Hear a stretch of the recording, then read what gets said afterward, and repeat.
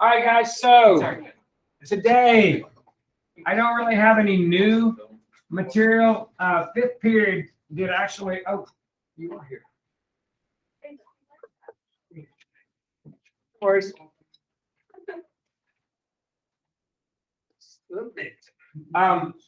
So they had really good questions to ask, which really showed they were doing all their homework. But you might have done all your homework and feel really good about it. So there are 2 reviews. If you just want to plow through those reviews, you can. If you want to talk about anything, you can. But there is one thing I want to talk about that I haven't talked about except with circles, and I want to make sure you get this. And that is this. Hold on. So I want to make sure you understand degenerates really well.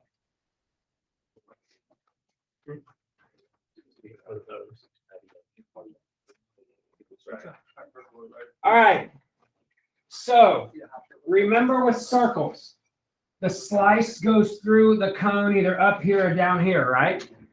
Well, what happens when you make that slice? And all degenerates, by the way, the slice has to go through the very tip. So what would happen as your slice is getting closer and closer to the tip, your circle's shrinking, right? When it finally does hit the tip, what do you think the graph looks like? A point, because it literally has no more diameter, therefore no more radius. So a degenerate circle is a point. Now, what does a degenerate circle look like? We did talk about this, but I'm going to just use it as a springboard into the others. So a degenerate circle might end up looking like this if you had it all in the right form. You would have your a degenerate.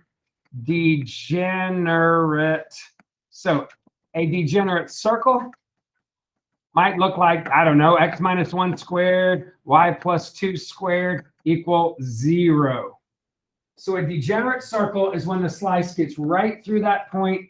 It looks just like a degenerate circle is a point. And that's what it would look like. Well, the only difference between a circle and an ellipse is when you're completing the square, right? These 2 numbers out front, you would have different numbers out there instead of the same. So a degenerate ellipse, maybe you have a sorry, I'll do it again. If you have an ellipse, this is what it would look like. Maybe you have a 3 out there. Maybe on this one, you have a 2 out there, right? But if you end up with a circle, that's the same thing as this thing. Instead of slicing it here or here or here or here, if you sliced it right through there, what are you getting? Another point. And that makes sense because remember we've talked about how squares are special rectangles and circles are special ellipses. So they should have a similar property in that regard. And sure enough, degenerate ellipses are also points. All right, now let's move into parabolas. A parabola, I'm going to get rid of that. A parabola is this kind of slice, right? It's a slice so that when you make that slice, the slice is parallel to the edge, okay? So when I make the slice up here, it looks like that. When I make the slice right here, it looks like that as I get closer. But what happens if I make the slice right there through the tip? What does it end up hitting? If I make it right parallel to the edge, but through the tip, then it's kind of on the edge, isn't it? So what does it end up looking like? A line. But here's the thing. I can't sneak a degenerate parabola. I can't sneak it in on you. What I mean by this is this. What does this look like to you?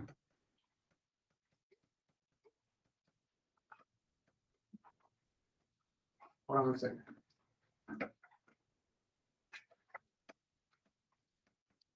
If you took one quick glance at that, what would you think it is? And why? The circle, why?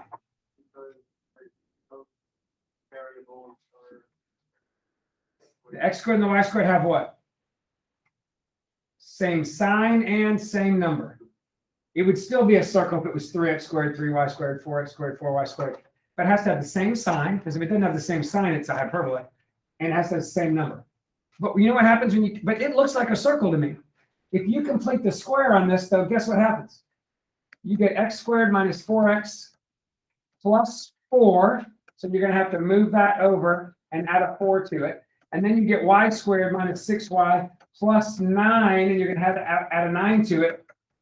And when everything's all said and done, what do you end up getting on the right? But you didn't know that going in, did you? See, I can hide a degenerate ellipse, a degenerate hyperbola, a degenerate circle from you, where it looks like it's not degenerate until the very last second, and you're like, oh crap, it's degenerate. So it's a point. It's not a circle after all. But a parabola, not so much. This is me trying to hide a parabola from you, a degenerate parabola.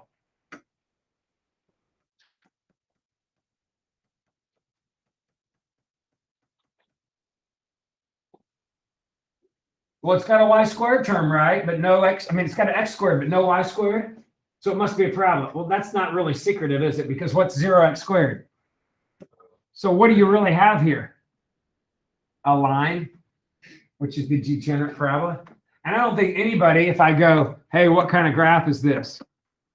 I don't think anybody's going to go, degenerate parabola, right? You're just going to go line. So I can't really hide those and sneak those in on you. But I do want you to know that a degenerate parabola would be a line, because again, that slice goes through that tip. So the only one left is a hyperbola, and I need to draw a better picture for you here. This slice right here is a hyperbolic slice through those cones. It is, but it's tilted. We don't do those. Our graph goes straight up and down, our slice. But you can see when the slice goes through there, it hits the top part and the bottom part, doesn't it? Now, what makes it a degenerate slice? If the slice goes through the what? The tip. Now, this isn't going anywhere near that tip, right? It's coming outside and then cutting back in, not hitting the tip. So let me draw a picture that kind of helps you see that. So here is maybe a double napped cone. Remember that the cone goes forever up and down, right? Now, what would happen if it went straight through there from the top to the bottom, but hit the tip? Wouldn't it have to be dead in the middle right there to do that? Think about a big orange cone out there on the side of the road. If you cut starting at the tip, doesn't it split it into 2 equal halves? What do you think those halves look like? If I take a cone and slice it right through the tip, what does the side view look like? It looks like a triangle. But what if I told you that the cone never had a bottom on it? Then what does it look like? Just these 2 segments right here, right? But remember, does that make sense? If this thing never ends, when you make your slice, if there's no top and no bottom on it, when you make that slice right here, right dead through the top, it basically just looks like that going forever down and that going forever up. What do you think those 2 edges are? What are those? Rhymes with asymptote. Asymptotes. Think about it. If I don't make that slice, like right here, if I make the slice right through there, I've got a hyperbola, don't I? A hyperbola looks like this. The edges of the cone are the asymptotes. There's your box. The edges of your cone are the asymptotes. So if it's degenerate and the slice doesn't do like this, and it actually starts dead in the middle, it splits my cone into, like you said, 2 triangles, or a triangle there and a triangle there. But if I never have a top and a bottom to my triangle, it ends up just looking like an X. Or what most math team problems will say, a pair of intersecting lines.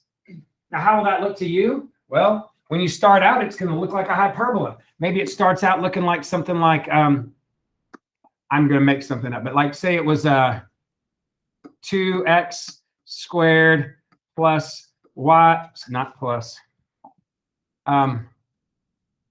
minus y squared plus 4x minus 6y. Let me think for 2 seconds.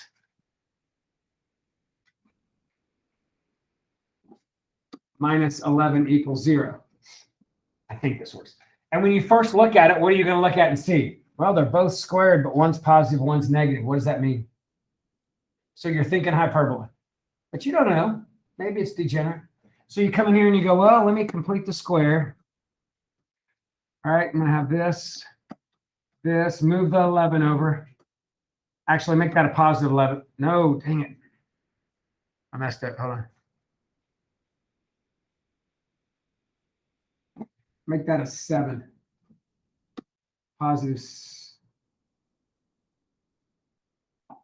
It's hard to do all this in your head. Make it a -7 and I'll pray. -7. So you add that 7 to the other side. You complete the square. Complete the square. So completing the square gives me 1, but what did I really add for the 7? 2. I complete the square here, I get 9, but what did I really add? -9. Oh my gosh, 0. So what does this mean? It's a degenerate hyperbola. What does a degenerate hyperbola look like? Pair of intersecting lines. That's what you'll usually see. If you said X, I'd take it, but an X technically looks like this. Your intersecting lines could look like this or like this. Most people don't draw X's like this or X's like this. But yes, it's definitely a pair of intersecting lines. So, last thing I want to talk about is this. What would happen if you were completing the square, right? And you got all the way done. I'm going to show you 4 different examples.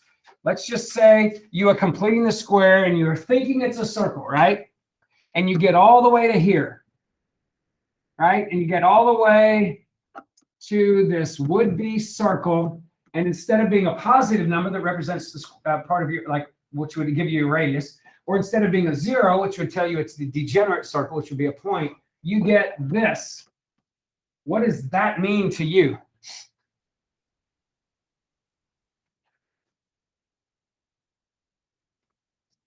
Forget about conics. What does that mean to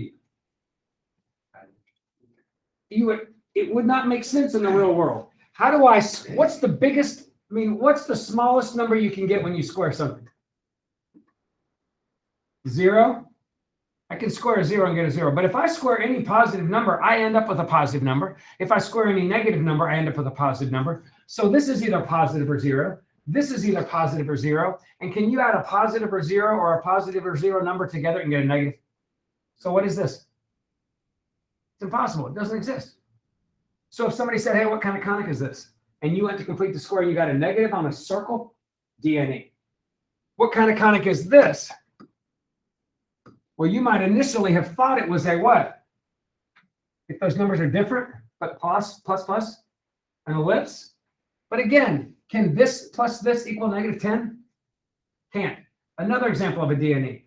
Now that's where it ends. Because a degenerate hyperbola can exist. Check this out. Here's what a hyperbola would be like, right? 1 positive, 1 negative. If that happens, is it possible to have a positive number and subtract a negative, and then subtract another number and get a negative? Yeah. So you just go about your business. The only difference is you're dividing by a -10 because you want this to be a 1, right? And you would come in here and go, all right, that cancels and gives me a 1. 2 negatives cancel. That 2 gives me a 5 there. And what did we say to do with the 3 if it doesn't cancel? Swing it below that and just make it a 10/3, which is kind of what you did here. Swing the 2 below the 10, you get a 10/2, which is a 5. If it doesn't cancel, just do that. But what is my last step? Can I leave it like this? Can I leave it like x minus 1 squared over a -10/3, or even minus that, and then write positive y plus 3 squared over 5. Is that a good form? What would you do then? Take this, yeah, switch them. Take this and bring it up front, or vice versa, and write y plus 3 squared over 5. But don't ever think that hyperbolas are DNEs, because you're not going to have DNEs on hyperbolas. Anything, that's about it for the stuff that I haven't really formally covered, even though it's in your notes, and maybe there's a problem or two on the homework. On the reviews. But anything else, homework problem, you want to talk about? I just want to go over eccentricity. Okay, so again, eccentricity, if you wanted a formal of what it really meant, it means kind of how much a conic deviates from a circle. So you start with a cone, a cut through a cone. So let's just say this was my cone right here. So how much does a circle, that cut, deviate from a circle? Well, it is a circle, so there's no deviation or no difference, right? So for eccentricity, for a circle, it's always going to be 0. Now, as I start tilting it, then the eccentricity starts growing, okay?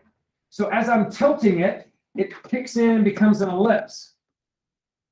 So an ellipse can either be maybe a little bit elongated or a lot elongated, depending on the tilt, right?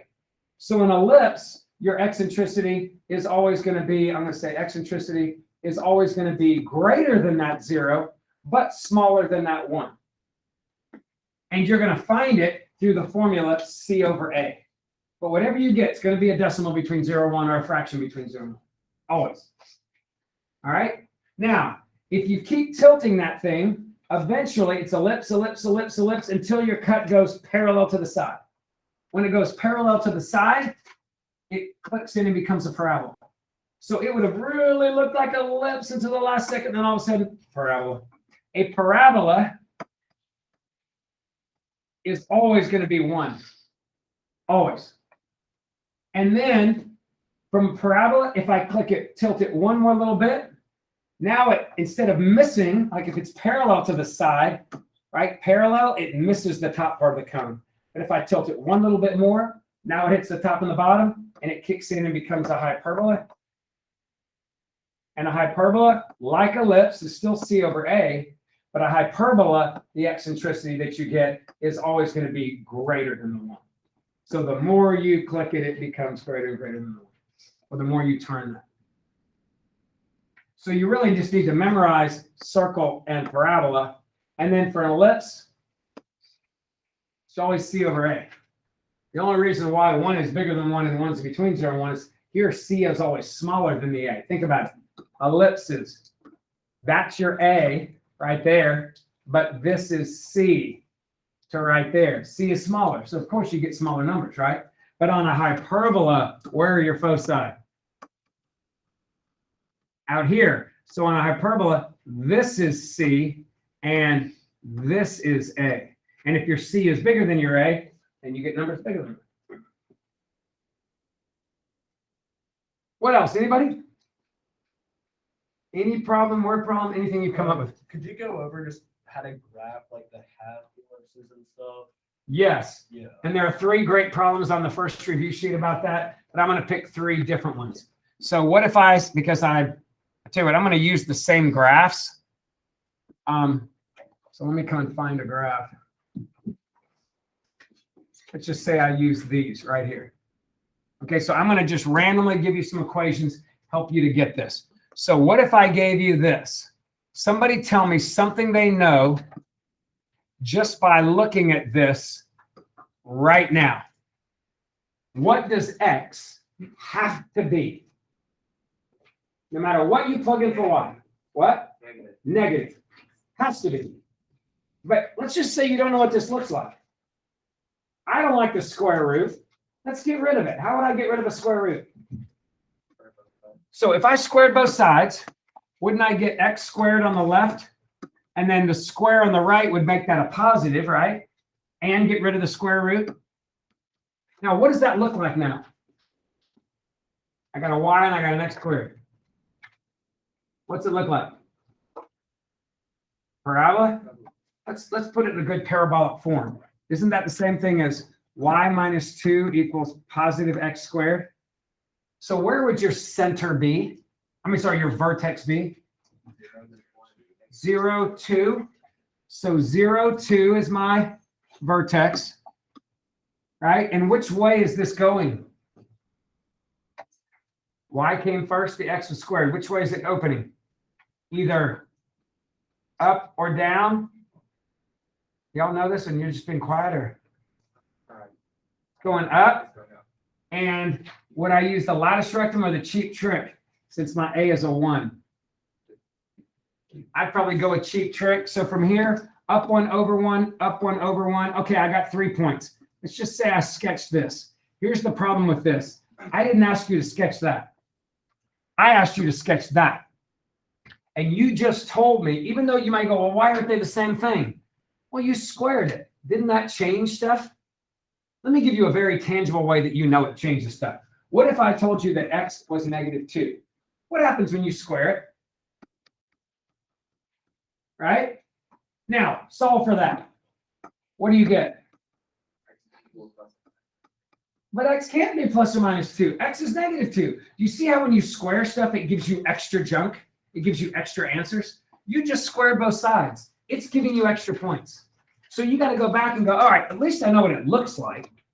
Now that I know it looks like kind of like a parabola, what do I know? X is what? So I can only have the points where x had negative values. What is that? The left side. Or 0. I could have a 0, right? If y is 2, x would be 0. So I have the left side of this. Let's try another. What if I gave you this right here? Y equals, I don't know, square root of 25 minus x squared. Now, you might remember this from Helmer's class. You actually learned what a semicircle was. That's a semicircle. You learned that. But let's just say you did. In fact, let's make it trickier. Let's put a negative out in front. So let's just say you look at it and you're like, man, I don't know what this is. Is it a parabola? The square root's bothering me. But what do you know for sure about y? Y is negative. So remember that. I'd only be graphing the bottom part. But let's just forget about that for a second. Square both sides. What happens when you square the y? What happens when you square the negative? Positive. What happens when you square the square root? Well, that looks better. What do I have to do to make that look like a conic? Just add that x squared to both sides? What is that? With a radius of 5? So circle with a radius of 5, radius of 5, radius of 5, radius of 5. Great. What's wrong about this? I graphed that. I want you to graph this. And y is always what? Negative. So what do?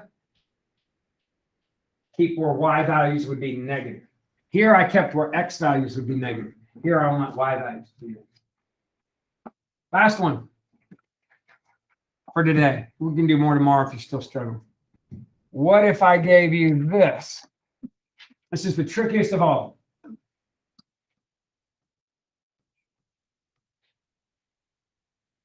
You think?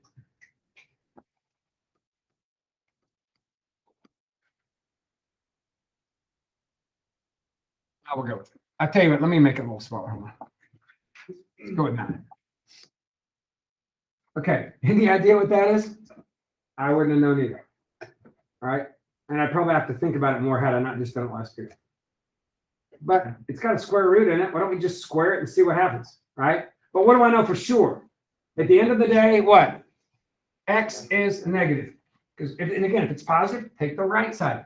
I know that I'm only going to have x values that are negative that would be possible. Okay? So if I square both sides, what would I get? I'd get x squared on the left. And what happens when I square that negative? What happens when I square that 2? 4. What happens when I square that square root? 9 minus y squared without a root. So there's the 4, the 2 gets bigger to 4, but that just loses the root. Now that still looks ugly to me. Any ideas? You trying to make it look like a conic? Somebody. 5 by 4. You can. We'll do that. I probably would have multiplied it in, but you can. If I divide by 4, I get this. And I'll show you in a second how I would do it. And then what would you do? Again, you're trying to make it look like a conic. Add the y squared, because you know if they're both squared, they're going to be on the left side. And then it looks a lot like an ellipse, but an ellipse is allowed to be equal to 9. So what would you have to do? Divide by 9, divide by 9, divide by 9. So you get 1 equals y squared over 9 and x squared over 36. So what do I have? It looks like I have an ellipse. It's 6 this way, 3 up and down, right? It looks like this big ellipse. But wait, I didn't ask you to graph that. I asked you to graph this. Sorry, I ended up over here. And what do you know about this? X is negative. So you come back in here and go, all right, X is negative there. Yes. Now, what I probably would have done, but that's fine, right? What I probably would have done, rather than that step right there, is I would have just distributed the 4 and gotten this. You tell me, if you do what you want to do. And then all I have to do is add the 4y squared, and then divide by 36. And that cancels, give me 1. That cancels, give me 9. So I would probably distribute it in, but your way works. Y'all with me? Somebody asked in the other class about inequalities. What if I give you this and say, hey, instead of equal, I said less than 1. What do? What if it was equal? What would you do? Sketch a hyperbola. What if it's less than? What do? Sketch a hyperbola, but made it in principle. And if it doesn't have the equal, what would you do? If you didn't hear him, you're going to sketch a hyperbola, but you're going to have to do some shading when there's an inequality, right? But if there's not an equal, do you sketch the hyperbola with solid lines? Or when you have just that without an equal sign, do you do it with dotted lines? So if you don't see an equal, that means the actual curve is dotted. But if you see an inequality, you're going to have to do some shading. So hypothetically, I get this. Not hypothetically, I get this. I'm going to go left and right 4. Up and down 2. Box right here. Asymptotes right here. We're getting a little sloppy here. X comes first, so I'm opening to the right. But this is where I come in here and go, all right, I'm going to do a dotted line there and a dotted line over here. Y'all seeing that? The dotted line is because there is no equal. Now, again, I'm just showing you what this would be if it was an inequality. This particular problem was not. Put the solid lines in there and you're done. But right here, how do I decide where to shape?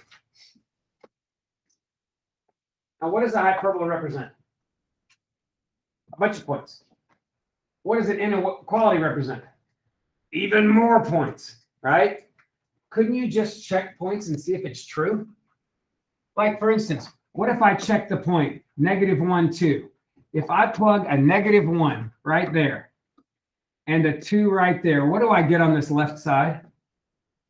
0 minus 0. So I get 0 is less than 1. Is that a true statement? So if I check in the middle in between these and it's true, shade the middle. If I check in the middle, it's false, shade the outsides. Same thing with a circle. If I have a circle and I check the middle, if it's true, shade the inside. If it's false, shade the outside.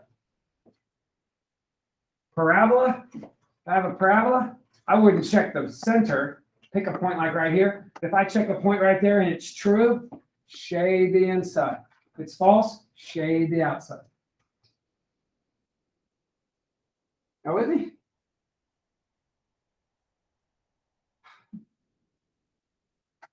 Anybody else? All right. No pressure. No. Oh, yes. Can you do a word problem? Like the Bridge one? bridge one? Okay, how about I just make one up that's like that? So hypothetically, and we did one of these, I think, with a parabola, didn't we? Maybe last chapter? So here we go. Let's just say I told you that the bridge was in the shape of a semi-ellipse. Now, I got to be honest with you. I don't love semi-ellipses. So what I'm going to do, even if it tells me the bridge is in the shape of a semi-ellipse, I'm like, I don't care. I'm going to use an ellipse. And you'll see why that's just as easy, if not better. So let's just pretend we had a bridge. Think Highway 31, right? We got that stone bridge you drive under. It's the 31 goes over the top right over here down Lakeshore, right? Now, let's just say there was water here, because I think that's the one you have. There's some water. If this is your bridge right here, and that's supposedly a semi-ellipse. And what if they told you the width at water level was 20 meters or 20 feet or whatever? What would be the best way to draw in your X and Y axis?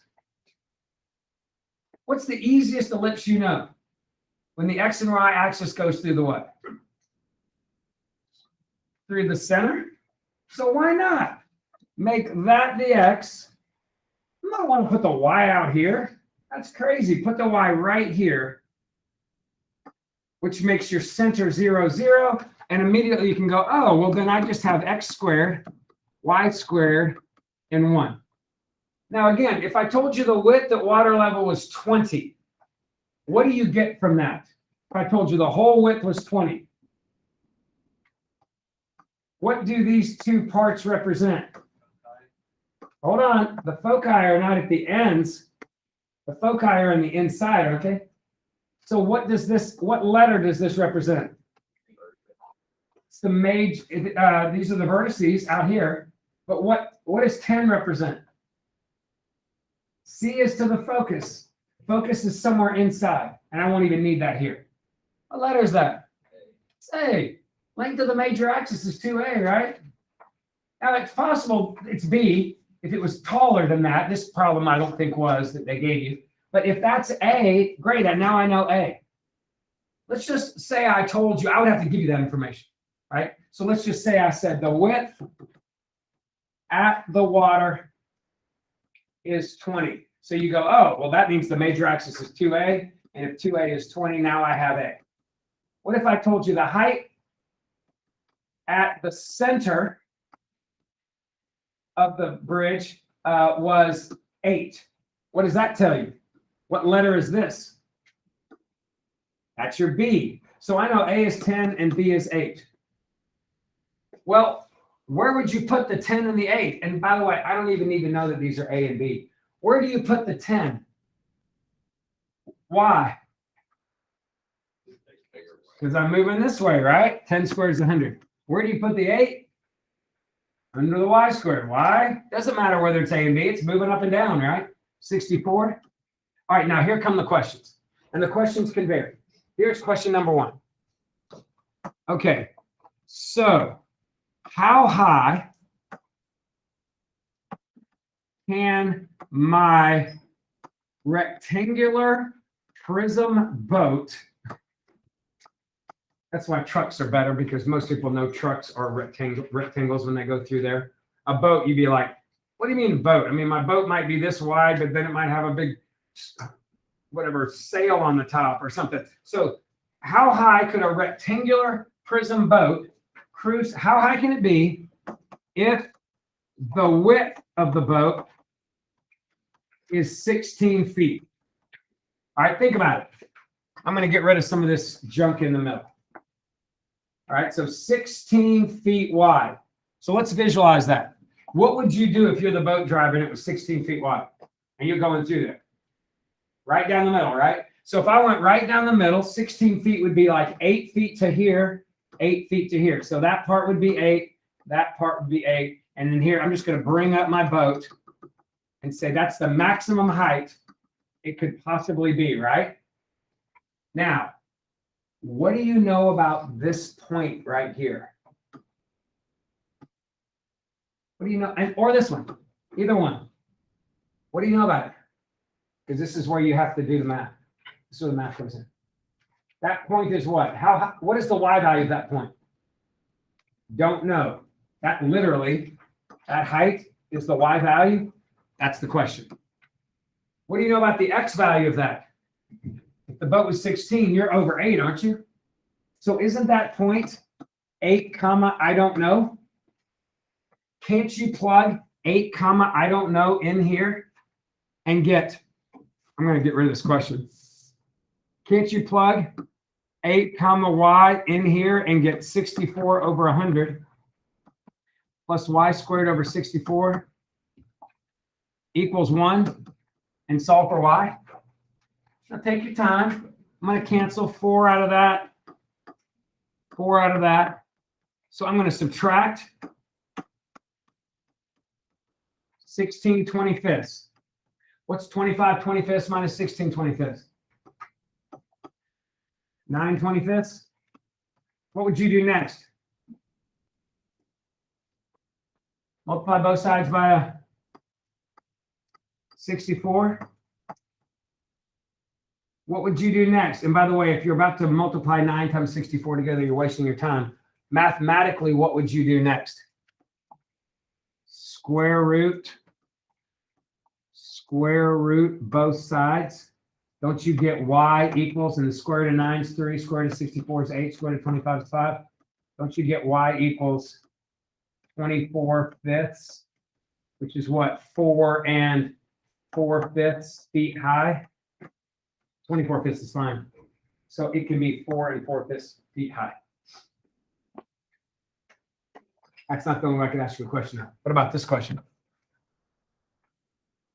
What if I said, and this is a more common question you get asked, because it has one extra thing people always forget about.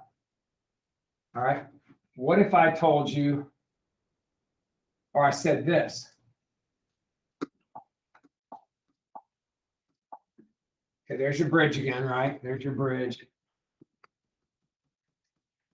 What if I said, how wide can my rectangular boat be if it is, remember this was 8, if it is 6 feet high? Now let's think about it. If it's 6 feet high, what do you know? That's 6. It would have to fit in right there, wouldn't it? Wouldn't it?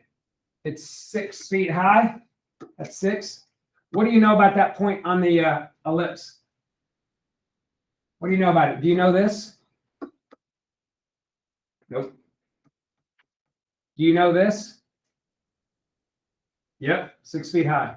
So I don't know the x, but I know the y coordinate. So what does that mean if I don't know x, but I do know y?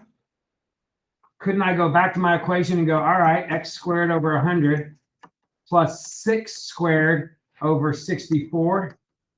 And couldn't I solve for x the same way? Here's the problem that people make this mistake.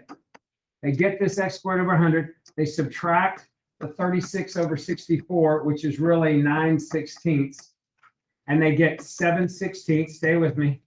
And then they multiply by 100 to get rid of that. And they square root it. And they stop right here. 10 root 7 over 4. And they're feeling really good about it. But what's the question? How what? Wide is the boat? What did I just find? That x coordinate. I need to double it to find the width of the boat. So you end up getting 20 root 7 over 4, which ends up being 5 root 7. But those are the kinds of questions that are asked. Make sure you're reading the question, because sometimes they give you stuff like, hey, how high is the boat if it's 2 feet from the side? Oh, well, 2 feet from the side would mean the x value is 8. And you'd be using 8 to figure out the height.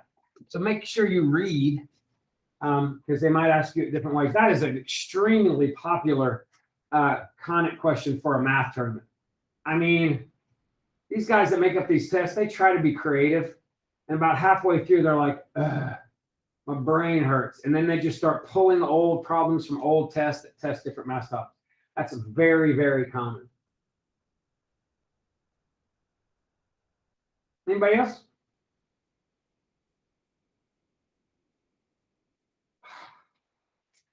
Good. I'm exhausted. You get oxygen tank. An old man. All right. Well, if you got questions, you know where to find me.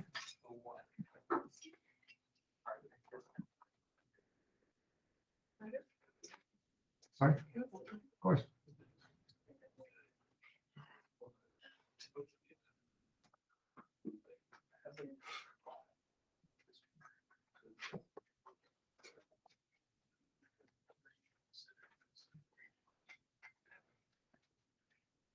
Yeah.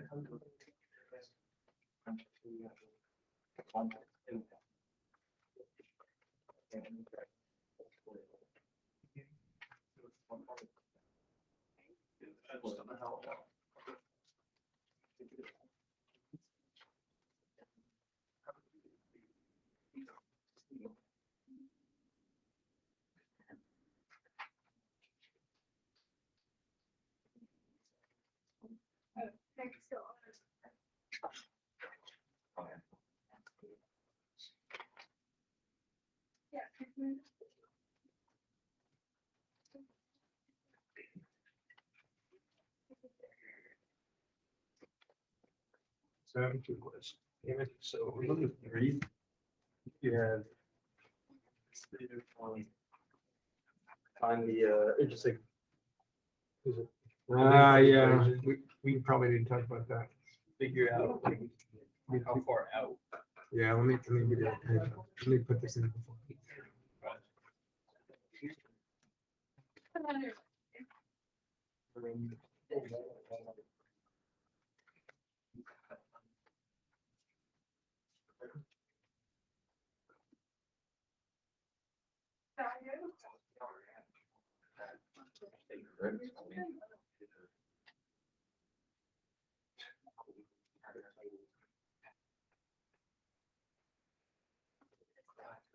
All right, so, this is your thinking. What you do know is that this right here is approaching what? Getting closer and closer to what? Like when you were So, yeah, sketching these, just like. like before, no, hear me out. Like, let's just say you knew the equation. And if you knew the equation, you'd come in there and start with the center, and you put your box in there, and then you mark your asymptotes, right? And then what do? Like, let's just say you know that it's going up and down. So what did you end up doing to guide this? Did you just head this way? What did you do? That's the first focus, and you keep, that's the focus. That's not the focus. The focus ends up being here. That's a vertex. But where did you end up drawing this? How would you have sketched it? So you got close to the asymptote. So when you sketch this, you got close to the asymptote. So doesn't that mean that by the time you're way out here, the asymptote's probably really close? Mhm. The asymptote's not going to be over here at this point, is it? It would have been really close. So what that tells me here is that if my asymptote is really close, I could probably put a dot there and a dot there, and I could come in here and eyeball or whatever.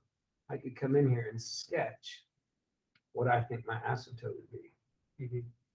So let's just say that's my asymptote, okay? Now, you do know this, that right here, that dot that began this was on the edge of your box, wasn't it? So couldn't you at this point just start saying, okay, my box goes to right there, where it hits the asymptote and then turns. That's it. So that tells you, oh, my box must have been that length. Now, piece of advice, if you're ever doing this, let's just say you have this, right? And you got a point there and there, and you think your asymptote's somewhere. So you go to this asymptote. Well, what if you get there and your grid lines, you know, these little grid lines? What if your grid lines are like right here? Like, what if they're right in the middle? Call it an F, or. No, I'm going to make them with their whole numbers. I'm not going to do that to you. So what that means is maybe you drew your asymptote a little funny. So what do? I mean, maybe you drew your asymptote a little bit wrong. Okay. So what do? Do you move it out to there, or do you move it into here? Keeping in mind that this is probably, let's just say this was your center. Move it. Well, move it out. Always move it out. Because if you're not sure, if it lands in the middle, if I move it in, what would that have done to your asymptote? It would mean you're back across the asymptote. If you move it out, and you're like, oh, that makes sense. I just probably hadn't gotten there yet. I was just a little bit, I'm still getting closer and closer. This one happened to land right on it, didn't it? So you're good. So that tells you that you moved up and down 3, 9, but left and right 2, 4. Okay. That makes sense? Yes, sir. Thank you. Mhm.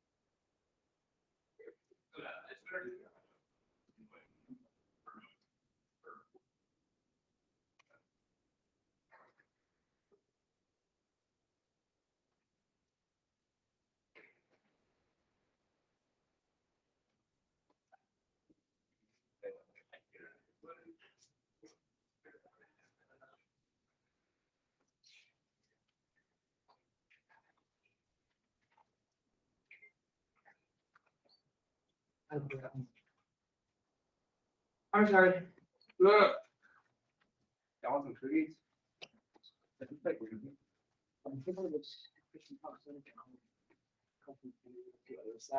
We have tried to do the salsa and like have a little contest. So everyone's like, that's pretty good. Here's a pinch of salt. It's just not very good. It has way too much oregano. It was cartoons.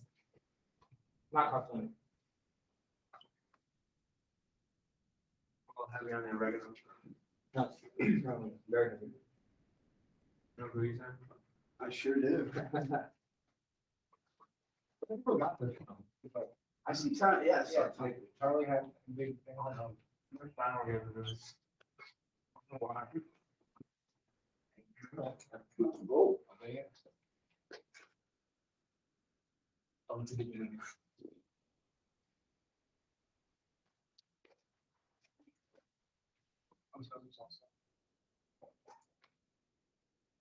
Mr. Crown, I made some organic fresh salsa if you want some. I'm good, actually. Thank you for offering them. Very sweet, man. I was trying to make the case because over time it's not, I don't know.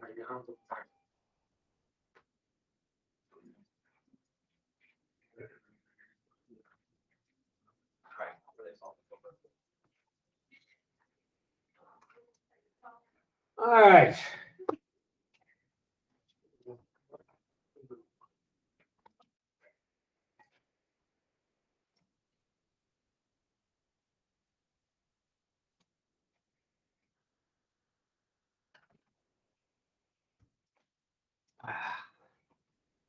Ready for action?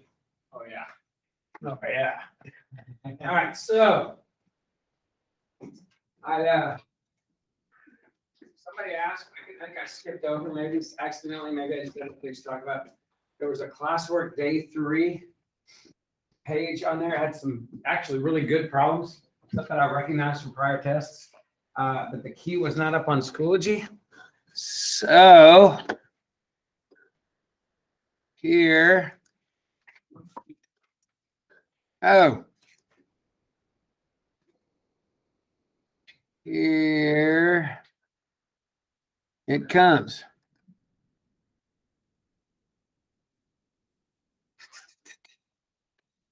Classwork day 3.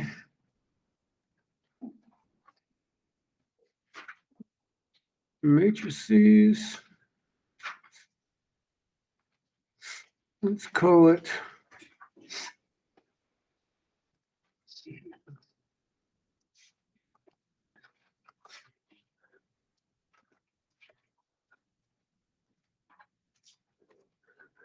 And let's add that file to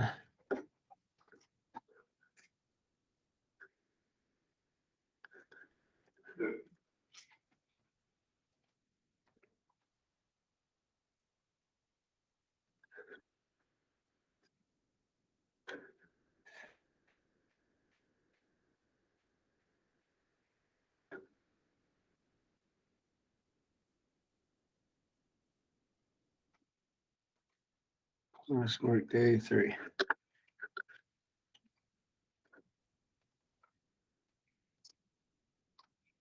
All right, so I'm adding that review sheet, classwork review day 3. If you want to go back, some good problems on there since you don't have a review sheet for this test. Might want to look at that. There's one new topic I want to talk about.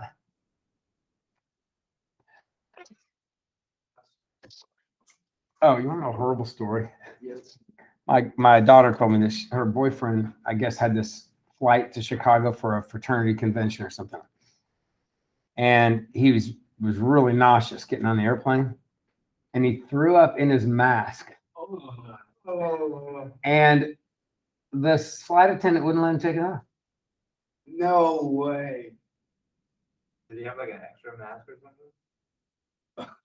It was just a total jerk attendant. I'm sure they have a couple sitting around that somebody could use.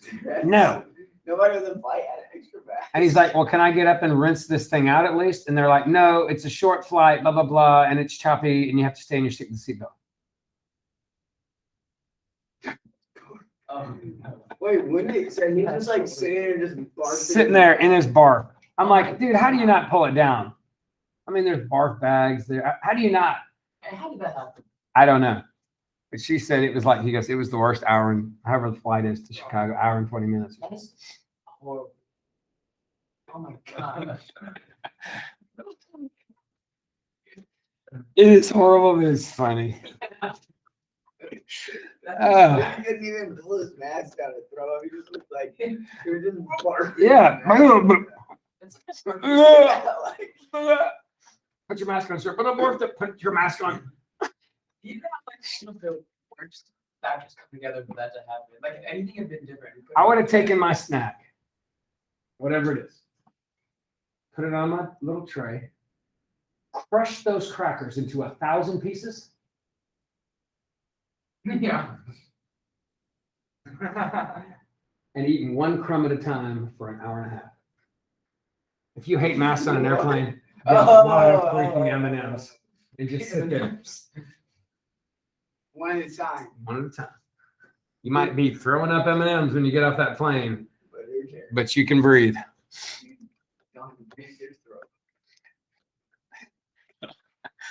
I don't know what made me just think of that, but that is so bad. Okay, let's jump to what we know. All right, so here's what I want to talk about. I'm on page 41. I'm at the very back of what we were doing yesterday, but we didn't get to it, so I want to talk about this. So you may not know this, so lock in and pay attention. We might have done this last year. You remember it great. So do you know how matrices often reflect, especially augmented matrices, systems of equations? Right? Because we have taken systems and taken the coefficients and the constants and put them in a big matrix. And because they stand, everybody with me? Because they represent equations, switching them doesn't really mean much. Now, that's not to say you can just go to any matrix and switch them, because then products and things like that would be different. But with a determinant, because determinants are evaluated and you end up with a single number, determinants, there are rules if you want to switch rows or switch columns. And here they are.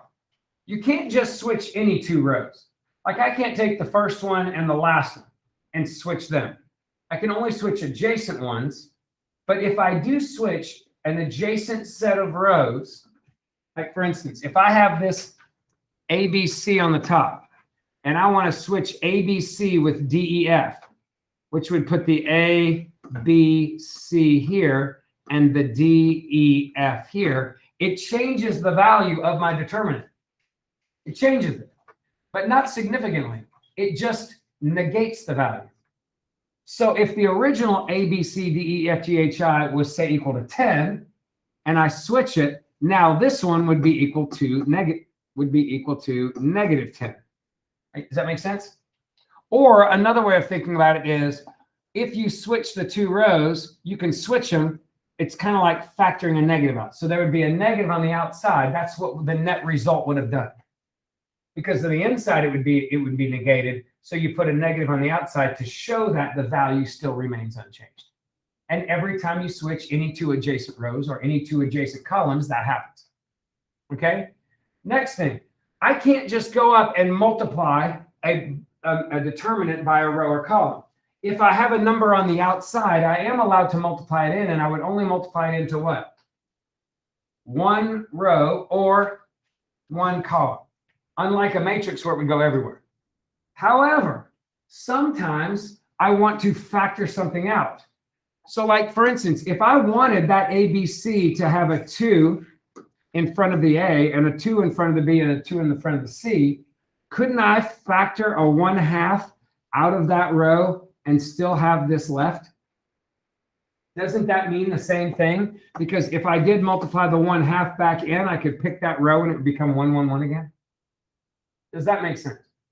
Or if I wanted to factor a negative out of the GHI, or if I wanted to factor a 6 out of the DEF, if I wanted to factor a 6 out, I could make that 1/6, 1/6, 1/6. Are y'all tracking with me? Yes or no? Okay. Well, here's how this shows up at a math tournament.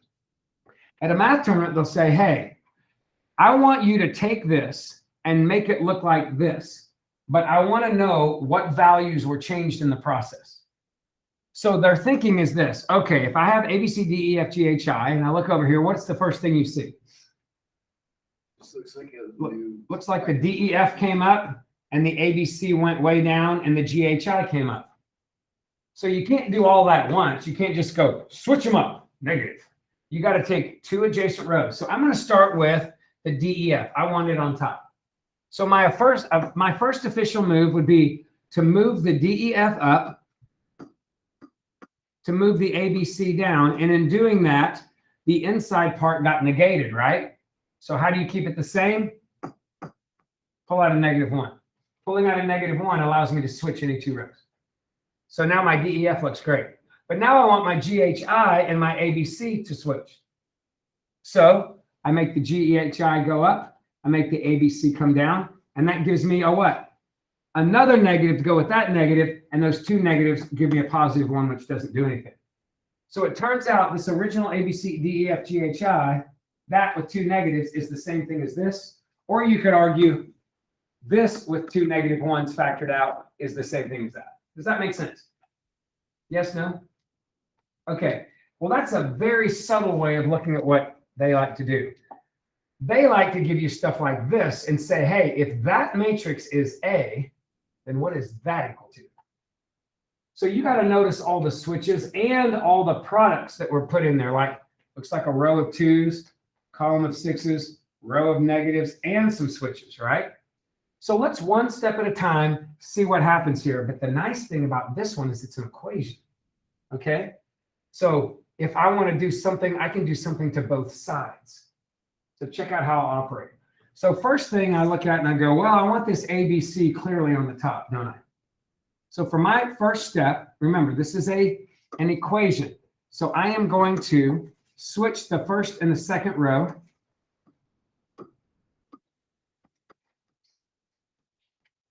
And in doing that, what happens?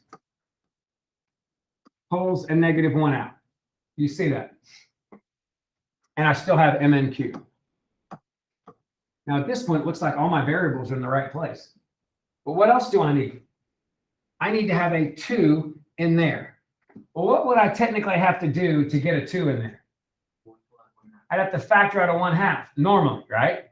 But since it's a matrix equation, couldn't I come in here and go, hey, rather than just factoring out a 1/2, couldn't I multiply both sides by a 2 and then just take this 2 and multiply it in?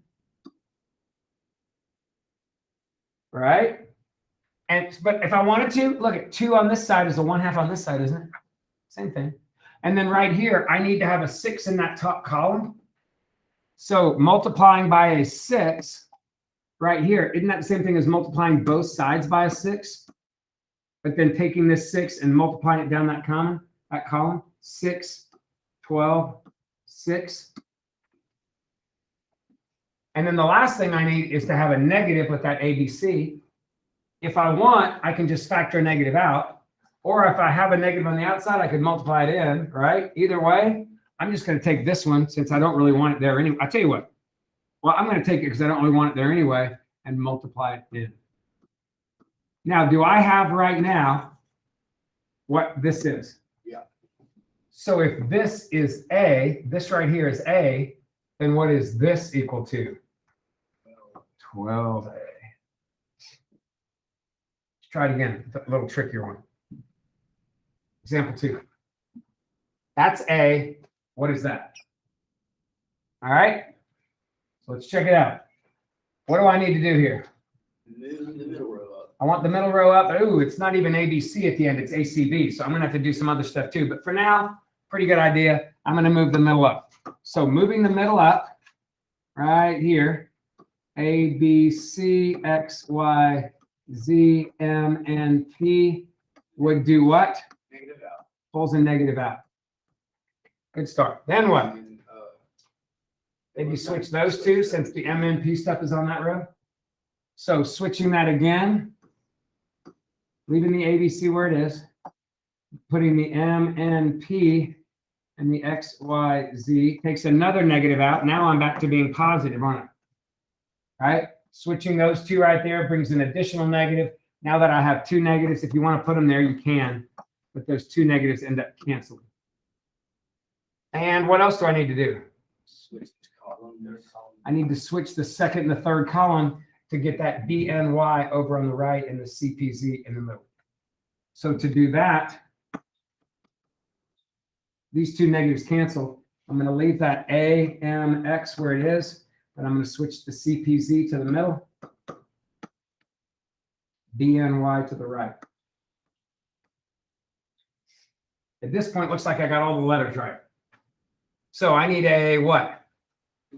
2 across the top, 3 down the middle, and a negative in the middle. 3 down that middle. So I'm going to go 2 across the top by multiplying both sides by a 2. But then, negative when you switch the columns. yes, -1. Sorry. Switching these two columns gave me that third negative.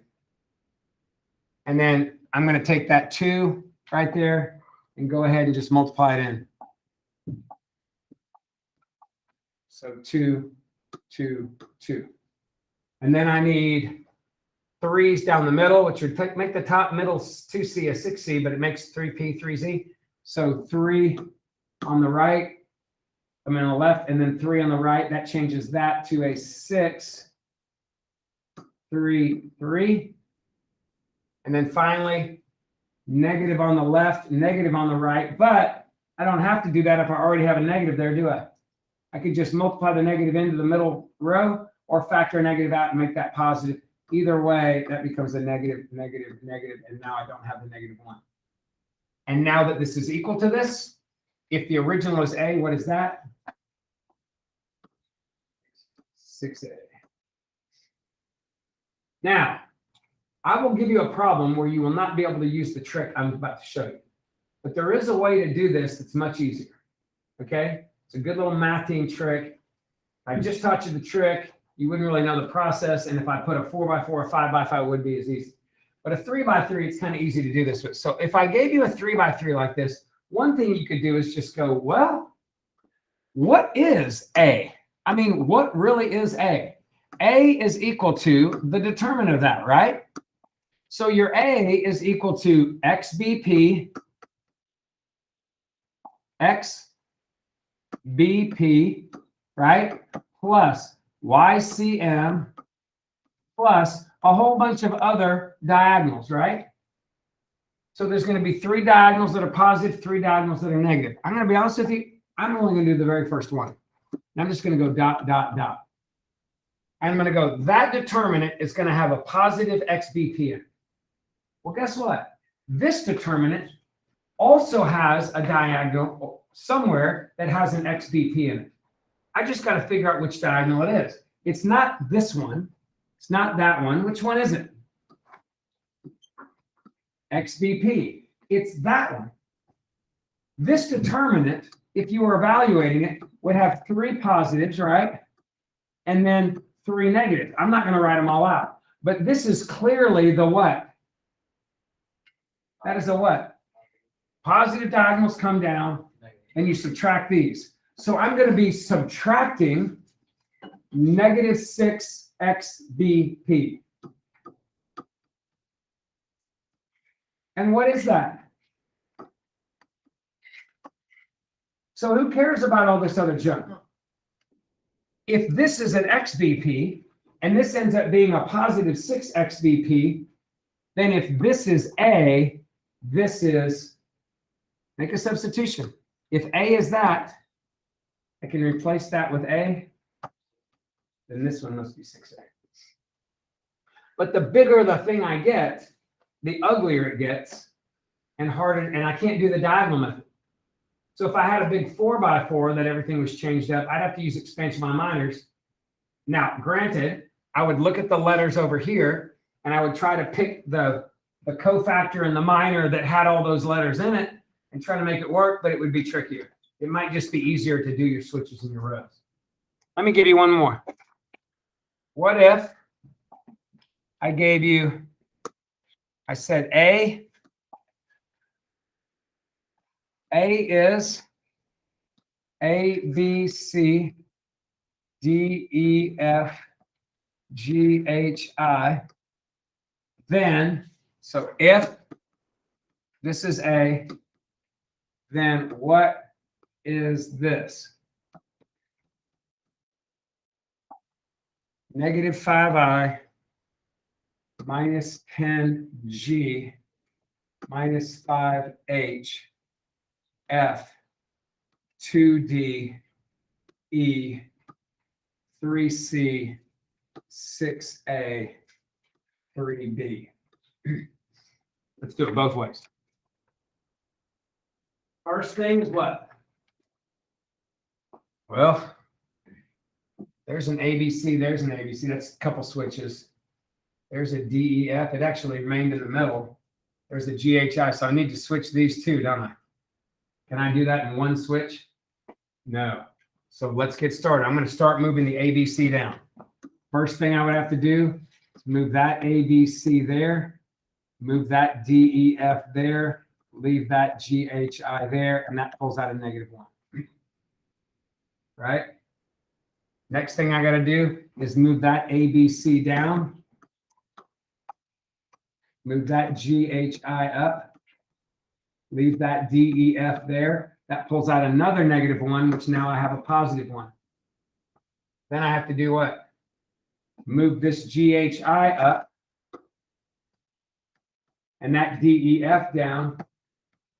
Leave that ABC there, which pulls out another -1, which makes it negative. So that's 3 switches so far. And at least I have the GHI, the DEF, and the ABC in the right rows.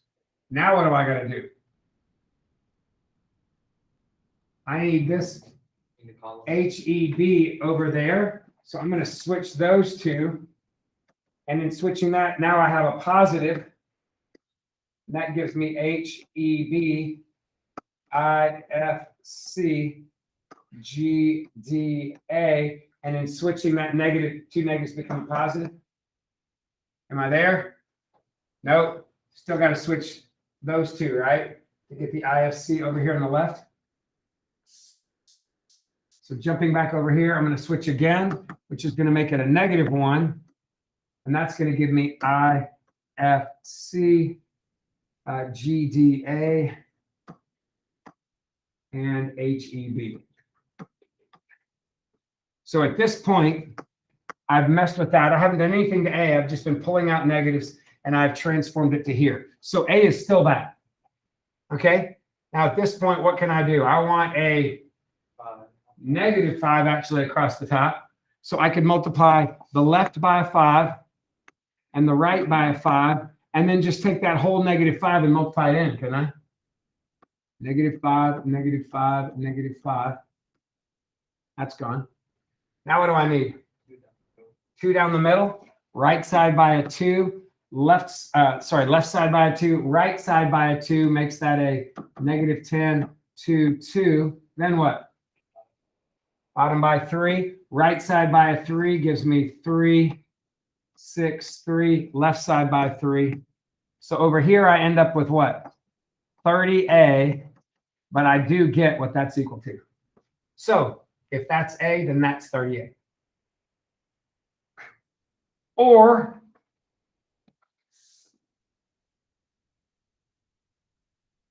you could say, well, if I was multiplying this out,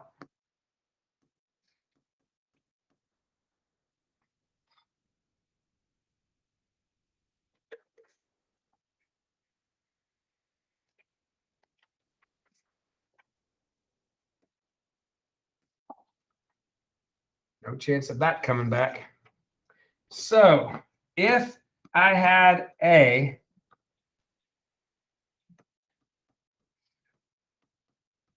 then I know that if I multiplied it out, I would have an AEI in there, right? Plus a bunch of stuff, minus a bunch of stuff, if I did the diagonal method, correct? This other one,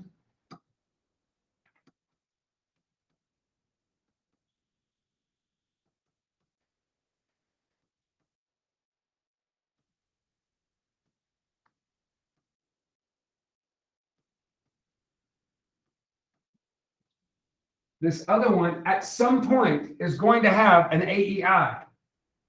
Which one would it be? That's got an A. What kind of diagonal would go through those? An upward diagonal, right? It would be right through to there. And upward diagonals are what? Negative. So I'm going to have a negative 6A times E times negative 5I, or a positive 30 AEI. So if A is AEI, and that's going to happen with each term.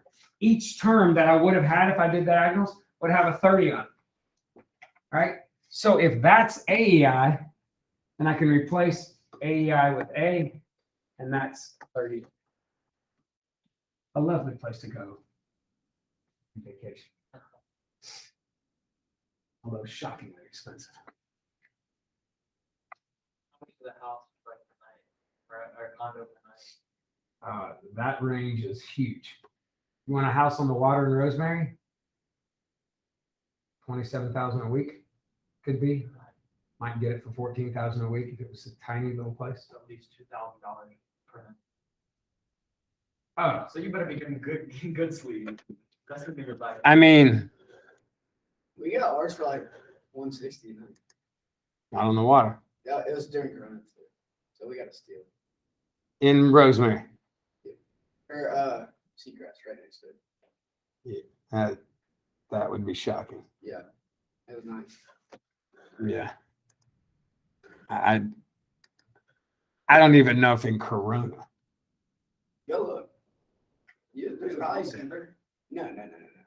Well, yeah, I mean, It was deep back in. yeah, I mean, it's a total difference. Just check.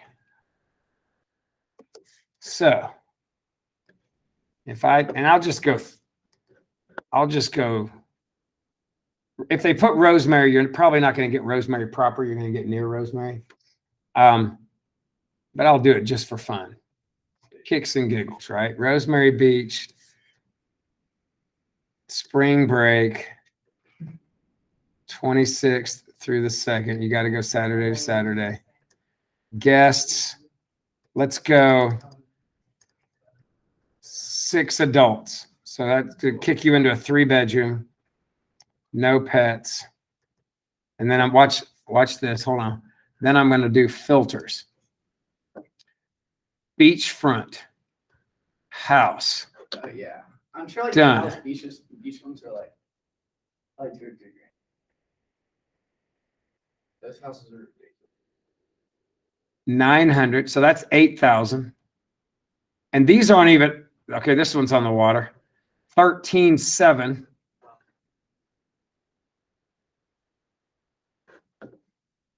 This is a 3-bedroom, 8,800. Wow. Yeah. 10 grand, 27,000. Granted, that's a pretty big place and pretty awesome. I mean, this villa is, I don't see that being on the water, but maybe it is. It's 2 bedrooms, so it's not very big, but still 5 grand. Yeah, you're getting hammered. Now, this is not Rosemary, but that's 27,000. Sweet. So you can get that house, one of these for 27 grand. You just asked me like 12,000. This is a week. to spend 27,000 for. My brother had a place in Pompano Beach, which is kind of near Fort Lauderdale. It's on the water. Pretty great place, actually. But the beach there it was like this little, what do you call it? Coral reef thing out there about a quarter mile. So what it did is it it kept a lot of dangerous sea life from coming. Some, although my son did see about a 6-foot tiger shark or whatever swim right by him. Not probably big enough to eat him, but big enough to take a bite. But anyway, he when he was a kid, he was probably 12 or 13. But it keeps a lot of the seaweed in there, traps it in there, so it's kind of murky all the time. Anyway, he was renting that thing for 18 grand a month to some guy from Canada. So it was big. I mean, it's big, sleeps a lot. I mean, it's probably 5-6 bedroom. Probably bought it for probably close to $2 million 10 years ago, 12 years ago. It's probably a $8-12 million property now. He's usually pretty savvy in his buying, but some guy from Canada was like, "Oh, I need this thing. I'm redoing my house in Canada. I thought we'd just get out of here. I can work from home, blah, blah. What you want for it?" That's No problem. I was like, dang it, I could ask him. Actually, I'm just kidding. Yeah. Wait, I can do that number. And he rarely rents his places because it's like too much trouble. I'm like, it's too much trouble to make 18 grand a month? That doesn't sound like trouble to me, but when you make this kind of money, it's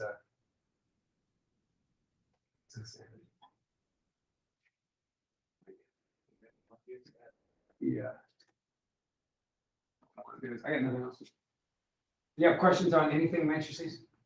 I actually sometimes we play the matrix game, but I'm not because I want to really reserve a lot of time to do our, that's what I need to give you, to do our state review.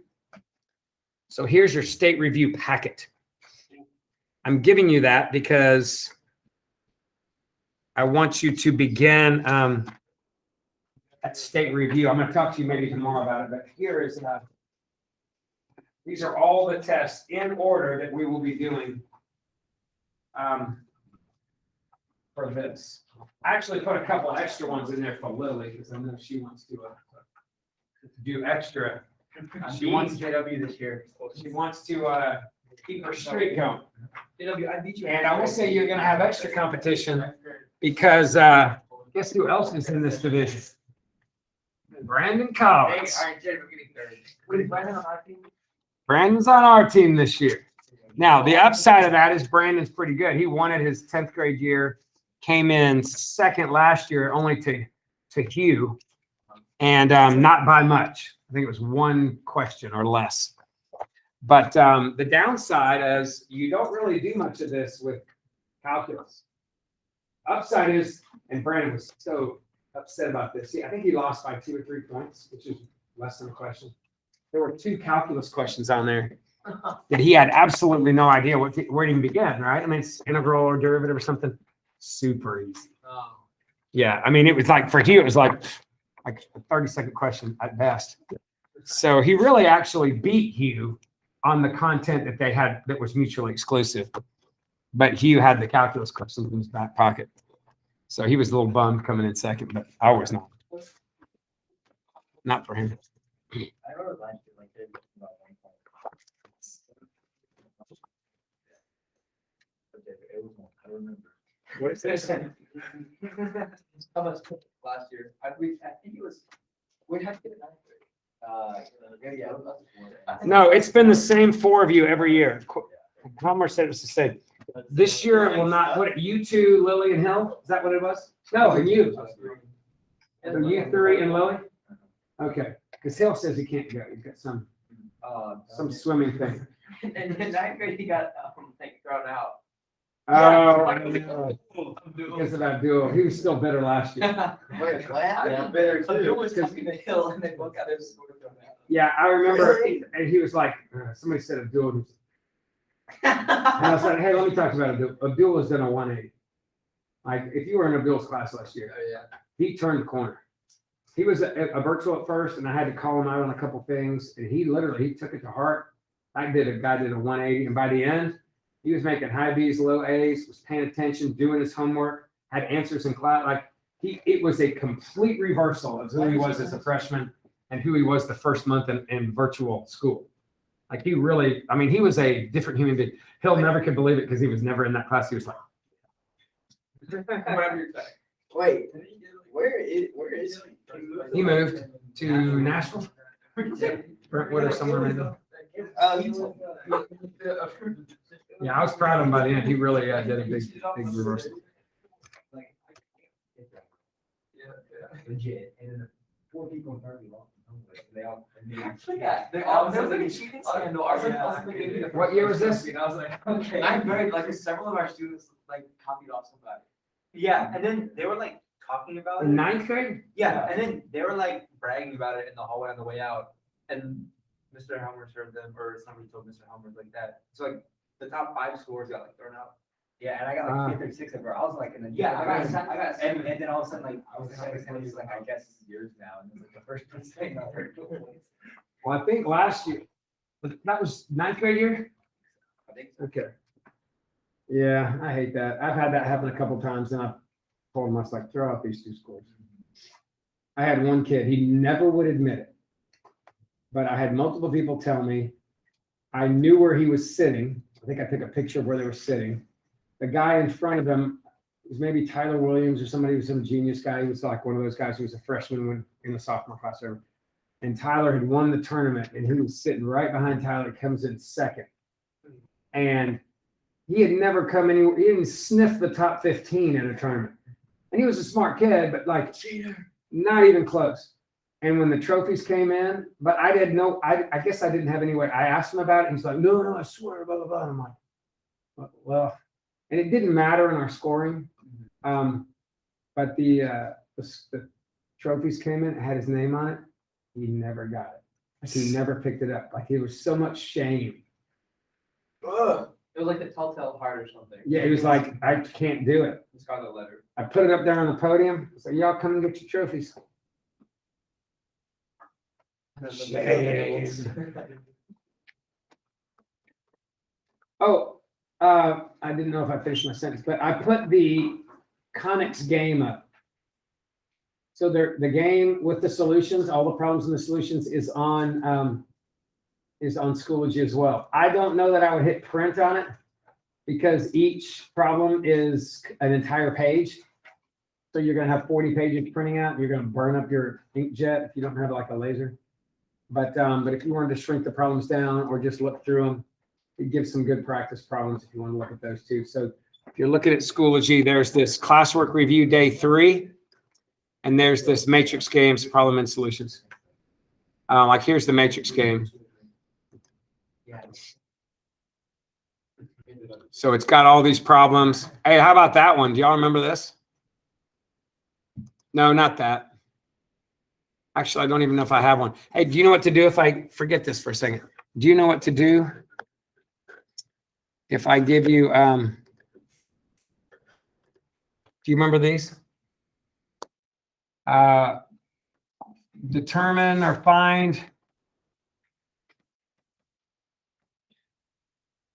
the equation of a cubic, or find the cubic equation that has these points.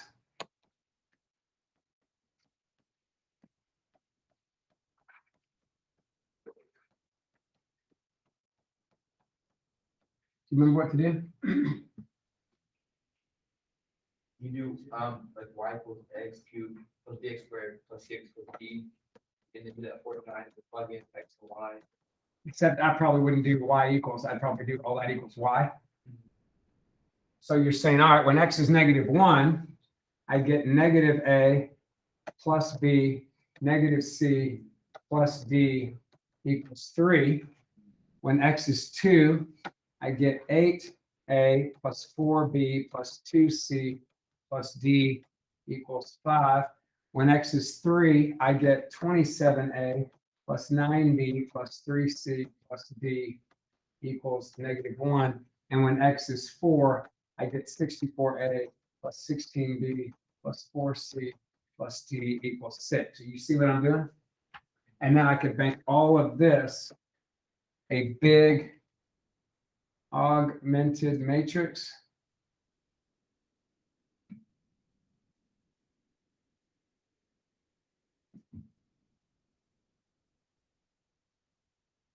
Sorry, did that. Trying to tidy this up a little bit. So -1, +1, -1, +1, 3, 8, 4, 2, 1, 5. 27,931 that, 64, 16, 4, 1 that, except you wouldn't have those equals. You'd have the little dot, dot, dot thing, right? Turn it into an augmented matrix and then RREF it. When you RREF it, unless it's something weird, it's going to spit out your identity and 3 numbers, right? What do those 3 numbers stand for? What, not solutions, the, what do they stand for? What variables? I mean, constants and, coefficients. What are you solving for? What? A, B, C, and D. Yeah. Actually, you're not going to get a 3 by 3. We're not talking. You're going to get a 4 by 4, right? Because this is a 4 by 5. So you're going to get. Sorry. You're going to get this. And numbers. What do these 4 numbers stand for? Your A, B, C, D. All right, because literally this was the A, B, C, D equation. So if you do that, you get your A, B, C, D, you take them, you shove them back in there for A, B, C, D, and that is your cubic equation. Make sure you know how to do that with like a quadratic or a cubic or whatever. Very commonly missed. Anybody else? Don't get cocky. Don't let me hurt you. Why is it not reviewed? Do what? Why is it not reviewed? Because I want to treat you like a college person, minus the caring part. Y'all need to know how to do stuff without a review. I'm really softening up and giving you this Conics game because there are good problems on there, or that day 3 review has some good problems on there. If you do them, all that, you'd probably be prepared, but you never did a review sheet in college. I never did. Like, you don't get a review day either. Here's my history teacher's review day. All right, we got 3 minutes left. Pick a number between 1 and 100. Somebody would go, it's an hour and a half class. They'd go 27. He'd open up his test and he'd read off the question from number 27, which you barely had enough time to write. Pick a number between 1 and 100. 13.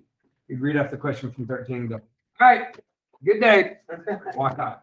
So you need 2 of the 100 questions. Awesome. Thanks for giving me a 2-point scale. If I could write the question down fast enough, which half the time you couldn't, and you're like, what do you say? And nobody had phones to record or whatever. So and then I had another teacher who didn't understand. He was a physics teacher for physics 1. And he would go, made me so mad every time I said it too. He would go give us a 10-question multiple choice test. So if you missed 1, 90. Missed 2, 8. 3, 7. Boom. No partial credit, right or wrong. Oh, that's so evil. Yeah. So I made a B in the class, but I remember I know most of this material. You make 1 careless error, you miss. But he would do this. One of the 10 questions was like a total give me. And he would go, I'm giving you 10 points. And I'm like, because giving me 10 points, if he didn't do it, right, then it's a 9-question test, right? So let's just say I got 9 out of 9, right? 9 out of 9 is 100. If he gives me a question, the answer, I didn't get anything. If I got 8 out of 9, it's an 88.9. Well, if he gives me a question, I'm getting a 9 out of 10. That's a 90. You didn't give me 10 points. You gave me 1.1 points. If I got 7 out of 9, it's a 77.7, right? Well, if I get 8 out of 10, it's an 80. So yeah, the more I suck, the more I get, but I literally have to make a 0 out of 9 to get a 10-point scale, which nobody was doing that. But he said every time, I'm giving you a 10-point scale, quit crying. And I'm like, you freaking math illiterate is what I wanted to say to you. Like, no, you're not. You're giving me nothing, 1, or possibly 2.3. And I was normally in this middle range in here, 90s or 80s, whatever. So rarely did I get more than a point. And I guess it was a point, but it just embittered me His math was bad, but I didn't say anything. It's, never a good idea. You know you're not very good at math. Let me enlighten you. Never a good idea. No. Well, oh, I did want to mention this in case I don't mention it tomorrow. Okay, so on your assignment sheet that you are going to get on Friday, actually, never mind. I'm thinking of a different assignment sheet. Never mind. When we come in here Friday, we're going to work on that state test. So don't leave that packet at home. All right. We're going to start state test C. We're going to do C, D, E, F, G, H, over, but I'm going to split it up. Like I'm not going to do it straight through because everybody just loses their brain. It just gets so tedious unless you love it, right? You get what. So I'm going to do like Friday, Monday, and then we're going to start polar coordinates. And then the next, I'm going to do Friday, Monday, kind of split it up, more state review, and then we're going to do projectile motion.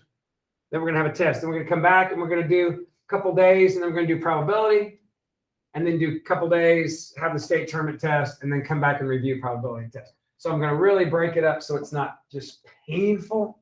I love it.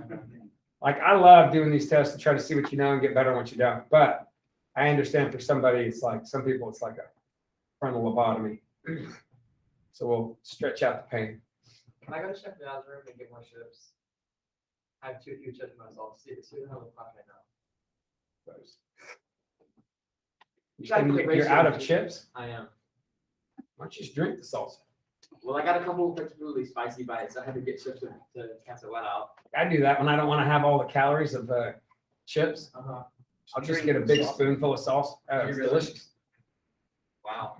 Part of me wants to make a You know, fake plastic chip. I'm sure they exist. And just use it like a spoon. you know Or what? maybe coat it in salt. So I get some of the salty in the chip.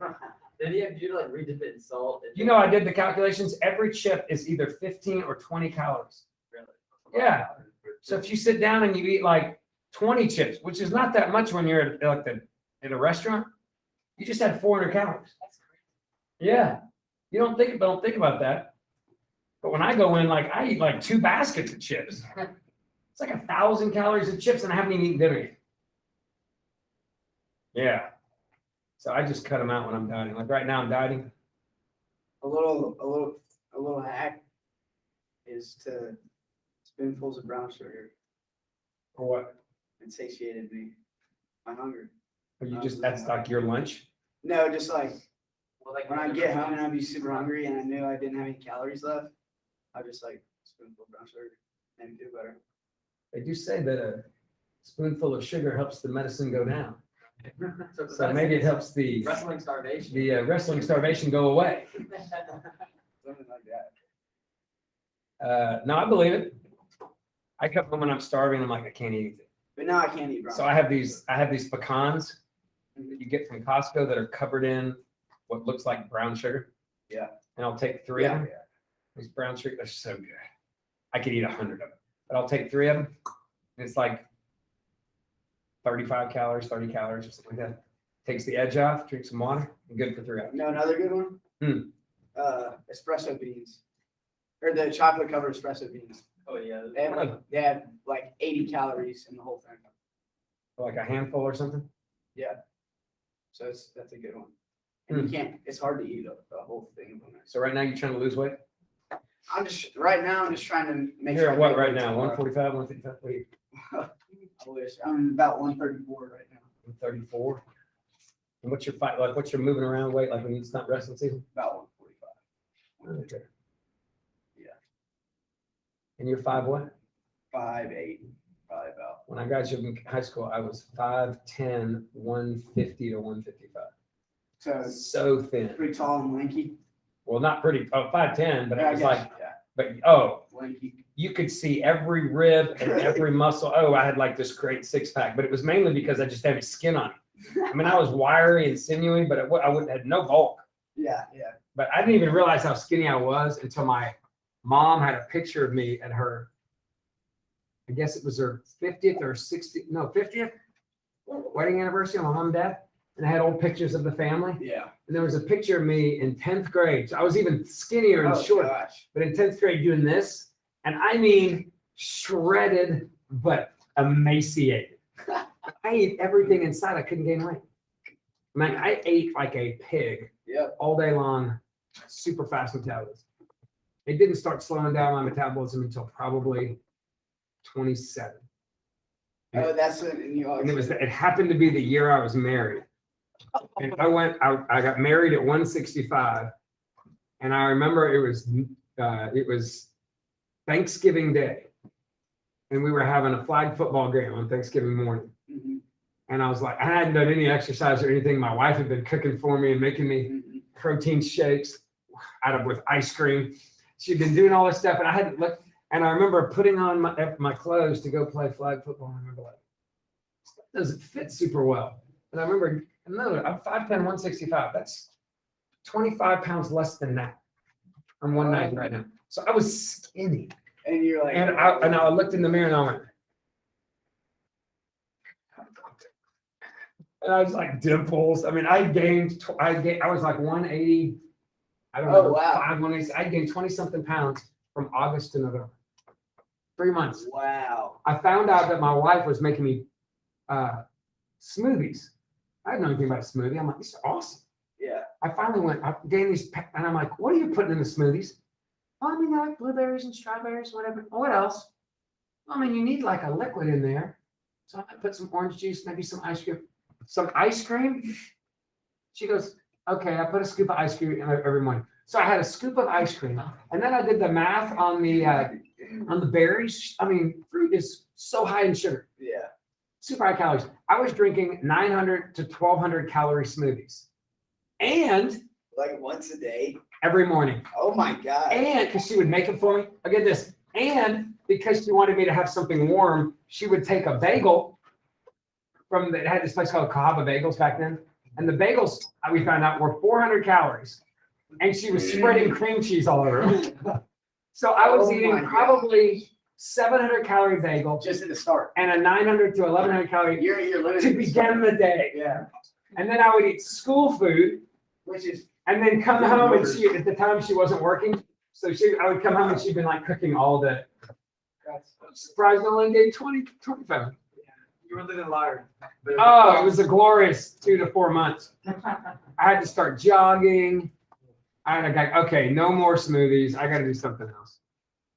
Now I have a 220 calorie morning protein shake. And I know about snacks again. It's just salsa. Is y'all salsa good, Nathan? Good. Yeah. Yeah, more just like assorted. Tell y'all about the onion bowl.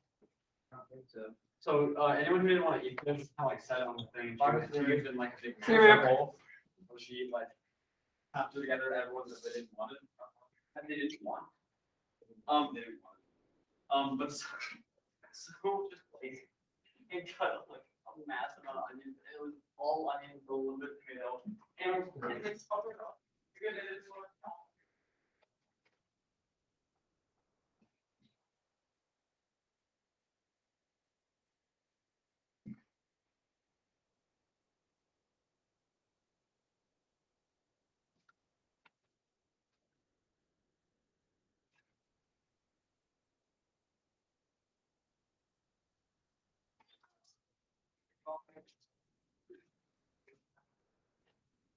So I'm just gonna soak that pot inside, Sounds good. okay? Thank And you. when I come in the morning time, you've been soaked in and just come right on up. Sounds great. All right, see you in the morning. Okay, have a good one. You too.